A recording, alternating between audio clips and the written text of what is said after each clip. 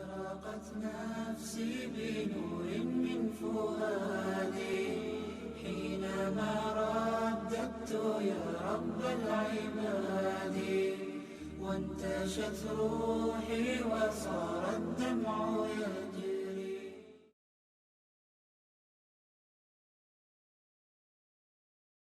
بسم الله الرحمن الرحيم.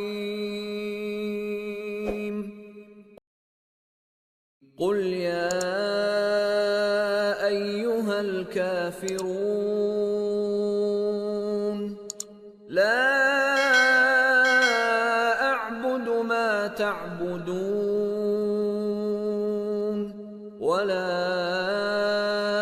أنتم عابدون ما أعبد ولا